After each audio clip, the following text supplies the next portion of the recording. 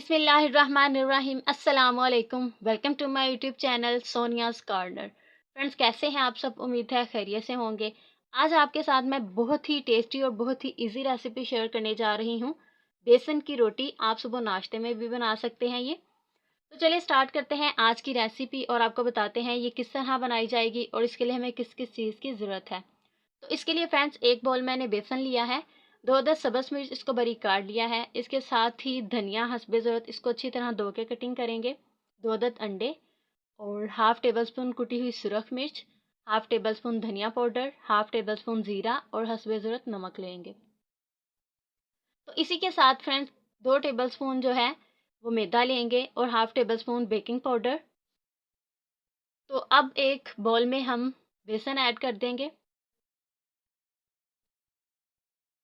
बेसन ऐड करने के साथ ही इसमें नमक और मिर्च,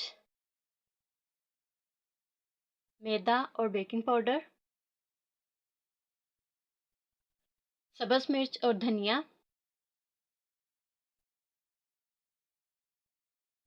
ये सारी चीज़ें ऐड करने के बाद इसको मिक्स कर लेंगे। फ्रेंड्स, आप चाहें तो यहाँ पे प्याज भी ऐड कर सकते हैं और इसके साथ ही इसमें 2 अंडे ऐड कर देंगे।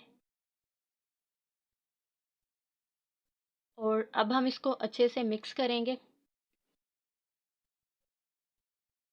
तो फ्रेंड्स, यहाँ पे हमें पानी ऐड करने की भी ज़रूरत पड़ेगी और पानी ऐड कर लिया है मैंने। जी, पानी ऐड करने के बाद इसको अच्छे से मिक्स कर लिया है। तो फ्रेंड्स, अब मैंने पैन को चूल्हे पे रख दिया है और इसमें ऑयल ऐड करेंगे। ऑयल ऐड करने के बाद हम स्पून की मदद से ये मटेरियल इसमें ऐड करेंगे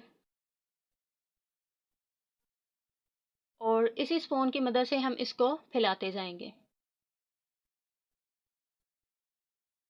बहुत ही मज़े की ये बनने वाली है रेसिपी। एक साइड से फ्राई कर लिया है इसको और अब इसकी साइड चेंज कर देंगे और दूसरी साइड पे भी ऑयल लगा देंगे। तो फ्रेंड्स, जब इसको हम फ्राई करेंगे तो हमने लो फ्लेम पे करना है।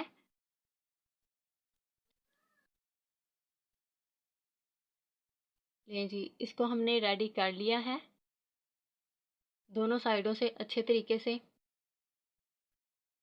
अब हम इसको निकालेंगे एक अलग प्लेट में। तो फ्रेंड्स, ये रही आज की रेसिपी फाइनल लुक। माशाल्लाह से बहुत ही अच्छी और बहुत ही टेस्टी लग रही है।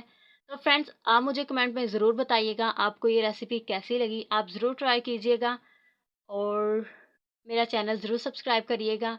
अब हम मिलेंगे नेक्स्ट वीडियो में नई रेसिपी के साथ।